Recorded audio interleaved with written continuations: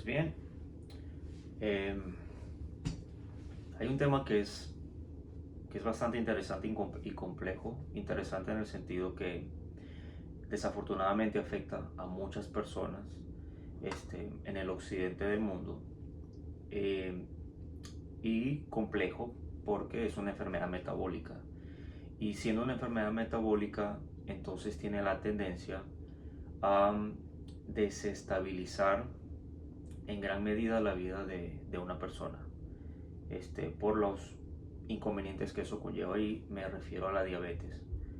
Entonces la diabetes, repito, es una enfermedad metabólica, y metabólica porque afecta la adecuada absorción de los carbohidratos, y además tiene la peculiaridad de que produce daño constante y de manera continua si no se trata a tiempo, ¿ok? O si no se controla, que es lo que se busca.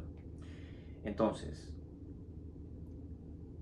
los carbohidratos son todos los alimentos que permiten que nuestro cuerpo tenga energía, ¿ok?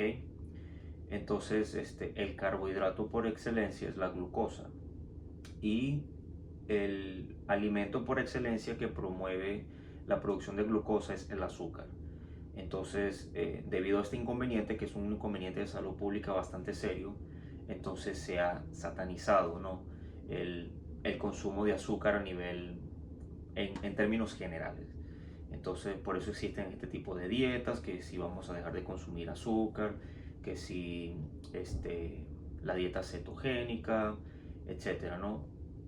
Y es buscando ese propósito de que una persona pueda mejorar sus niveles de azúcar y en cierta medida también ayudarlo a bajar de peso, ¿no? Pero ese es otro tema que con todo el gusto estoy dispuesto a comentar, ¿no? Pero en un futuro. Ahora, ¿qué es la diabetes? Reitero, es una enfermedad metabólica que afecta la correcta absorción de los carbohidratos.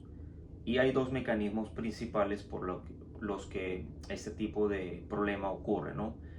Uno es que el páncreas, que es el órgano principal que se encarga en la producción de insulina, y la insulina, que es a su vez la hormona que permite que se absorban de manera adecuada los carbohidratos. Entonces, bien puede que no se produzca la insulina de manera adecuada, o puede que se produzca de una manera desordenada o de una calidad mala, ¿no? Para ponerlo en términos sencillos.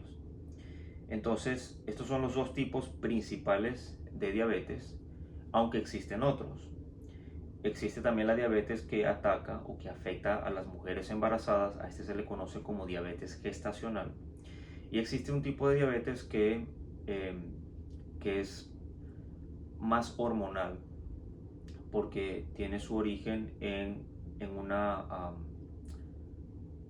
segregación inadecuada de hormona a partir del hipotálamo, y entonces a esa se le conoce como diabetes insípida. De esa diabetes no vamos a hablar porque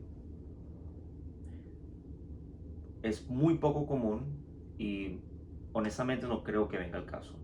Tampoco voy a hablar acerca de la diabetes gestacional porque es un tema que puedo tratar en otro momento, y que tiene que ver específicamente con mujeres embarazadas. Entonces es un tema complejo y muy aparte. Entonces, una persona puede tener sospecha de que tenga diabetes si comienza a experimentar los síntomas cardinales. Entonces los conocemos como síntomas cardinales porque una persona, cuando presenta polidipsia, poliuria, polifagia y pérdida de peso, que son las famosas 4 Ps que un paciente puede experimentar, y que hacen sospechar a un médico que un paciente pueda llegar a tener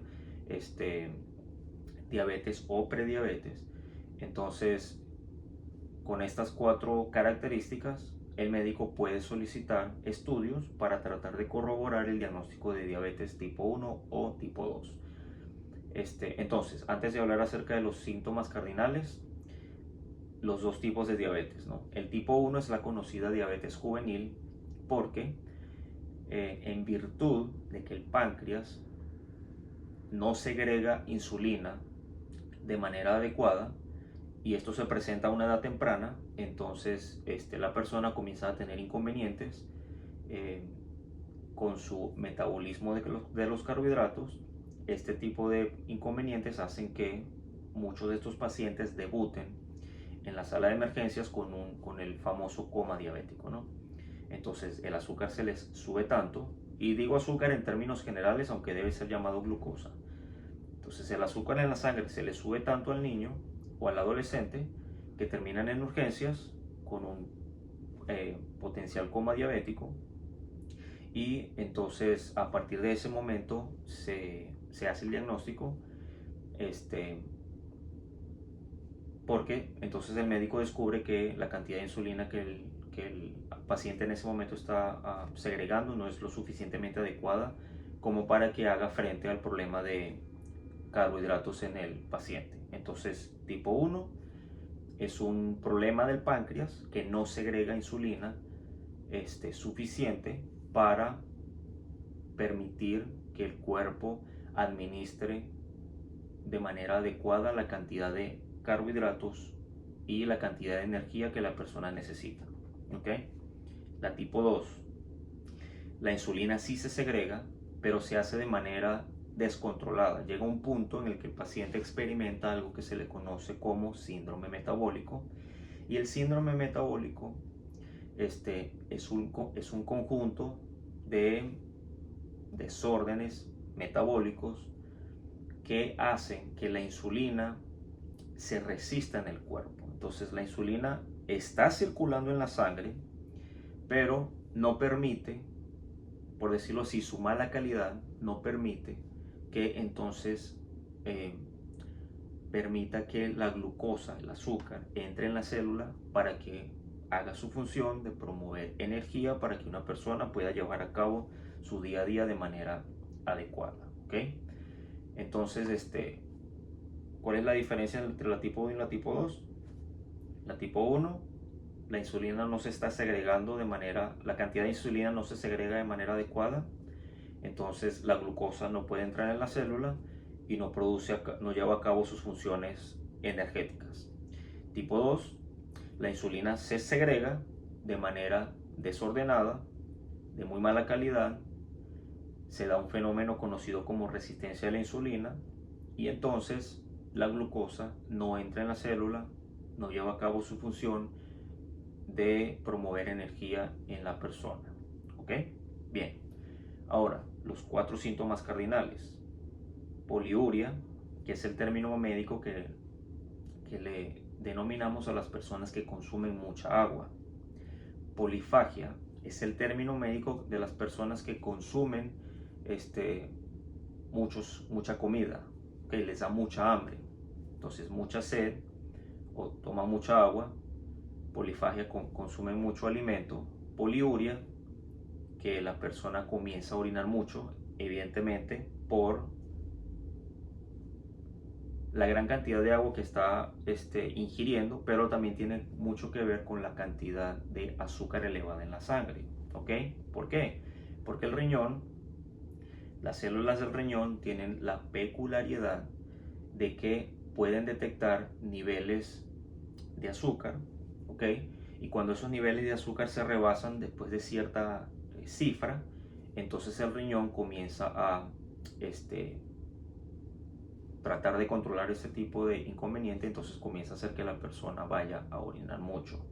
Entonces poliuria, polifagia, polidipsia, ¿ok? Y pérdida de peso. ¿Por qué pérdida de peso?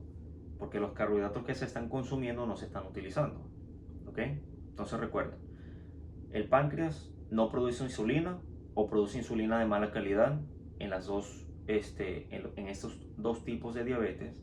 Entonces el paciente no puede utilizar la glucosa que está consumiendo para obtener la energía, y entonces esta glucosa solamente circula en la sangre de manera peligrosa, produce daños en los órganos y, y como esta glucosa no se está utilizando, entonces la persona comienza a perder peso. ¿Por qué? Porque el hígado también tiene la peculiaridad de detectar este tipo de problemas. Entonces dice, ok, estás comiendo, pero la glucosa no está entrando en la célula.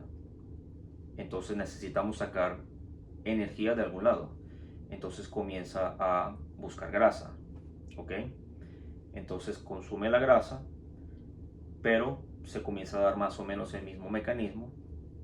Y entonces, como no está funcionando, entonces comienza a consumir músculo, ¿ok?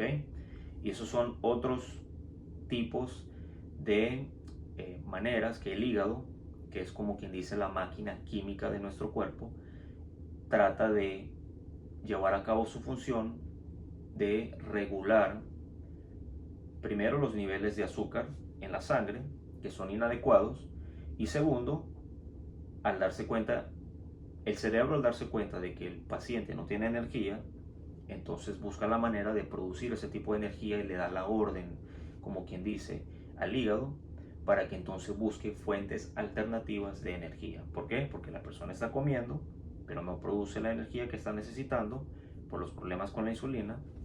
¿Ok? Entonces repito, busca eh, reservas de energía en el hígado, que es el glucógeno. No funciona, entonces busca reservas de energía convirtiendo grasa en energía. No funciona, entonces vuelve y busca maneras de producir energía a partir del músculo, entonces comienza a consumir el músculo y evidentemente la persona comienza a perder peso y la pérdida de peso es drástica, es bastante rápida, inclusive puede entrar, bueno, el paciente puede llegar a entrar en el grupo de personas en síndrome de consumo, así se le conoce, una persona que pierde peso de manera rápida, y entonces comienza el protocolo de estudio en a ver si la persona puede llegar a tener otro tipo de enfermedad, quizás un poco más seria, ¿no? Entonces, bien, ¿cuáles son los criterios diagnósticos para que una persona que se presente a consulta con un médico y le diga, doctor, ¿sabe qué? Estoy tomando mucha agua, pero sigo teniendo mucha sed, voy mucho al baño, estoy comiendo mucho, me da muchísima hambre y no se me quita el hambre, y aparte estoy perdiendo peso, no sé qué está pasando? El doctor va a sospechar que usted quizá tenga síndrome metabólico, prediabetes o diabetes. Entonces, le va a solicitar un examen de sangre, ¿ok? Idealmente, un examen de sangre en ayunas. Si su glucosa está, de acuerdo a la gráfica, en 126 miligramos por decilitro en ayunas, entonces se hace el diagnóstico de diabetes, ¿ok? Si usted tiene inconvenientes, se está sintiendo mal, etcétera, va al médico y se le hace una glucosa aleatoria y la glucosa la tiene por encima de 200 miligramos por decilitro, y aparte aleatoriamente también le dice, ¿sabe qué, doctor? Sí, he tenido problemas, estoy comiendo mucho, estoy teniendo mucha sed, estoy yendo mucho al baño a orinar, he perdido peso, no me había dado cuenta, pero esa no se le hicieron en ayuno, sino que se le hicieron de manera aleatoria y está por encima de 200, entonces se le hace el diagnóstico de diabetes tipo 2, ¿ok? Ahora, usted tiene la sospecha, el doctor dice, ¿sabe qué? Existe este tipo de examen, que no es glucosa en ayuna, que no es la glucosa aleatoria, pero es una glucosa que se le conoce como glucosa, hemoglobina glucosilada, que es un estudio que busca ver cómo, para ponerlo en términos sencillos, cómo el azúcar se le pega al eritrocito, que es la célula, los glóbulos rojos, y como el eritrocito tiene la capacidad de vivir dentro del cuerpo por aproximadamente 3 meses, entonces se puede determinar el porcentaje de azúcar que se le pega al glóbulo rojo, ¿ok? Repito, es para ponerlo en términos sencillos. Entonces, si ese porcentaje supera el 6,5%, entonces se determina que la persona entonces tiene diabetes tipo 2. Y en última instancia, si se tiene la duda, la persona va a consulta, pero el examen en ayunas no fue conclusivo, la hemoglobina glucosilada tampoco fue muy concluyente, este, La glucosa aleatoria tampoco fue concluyente, entonces se puede hacer una curva de tolerancia a la glucosa. La persona va a consulta, al laboratorio, se toma un vasito con azúcar, con glucosa, y si al cabo de 2 horas supera los 180 miligramos por decilitro, o los 200, entonces se hace el diagnóstico de diabetes tipo 2, ¿ok? Entonces esos son los 4 tipos de maneras de determinar si una persona tiene diabetes tipo 2 o si tiene, pues, evidentemente diabetes tipo 1, pero repito, muchas de las personas que debutan con diabetes tipo 1 son jóvenes y en su mayoría desafortunadamente debutan con periodos de coma hiperosmolar o un coma diabético. El paciente se siente muy muy mal cuando llegan a urgencias, entonces el desbalance de glucosa es tal que se hace el diagnóstico a partir de ese momento, ¿ok? Se hacen más estudios, pero se hace el diagnóstico a partir de ese momento porque es en su mayoría diagnósticos incidentales. Entonces se hacen eh, usualmente en urgencias y no necesariamente con un médico familiar. Entonces, yo espero que haya quedado claro la manera en cómo se diagnostica y cuáles son los síntomas que se presentan para que una persona pueda sospechar de tener diabetes tipo 1 o tipo 2, ¿ok? Entonces, en el próximo video voy a explicar más profundamente a qué nos referimos con estos 4 síntomas cardinales y por qué se presenta. Es decir, voy a tratar de explicar o voy a explicar un poco o más profundamente la fisiopatología, la manera en la que funciona la enfermedad y que hace que la enfermedad se desarrolle en el cuerpo. Eso es fisiopatología, ¿ok? Y entonces, y que a su vez hace que la persona pues tenga el diagnóstico de diabetes y cuáles son las consecuencias de que la diabetes no se controle. Entonces,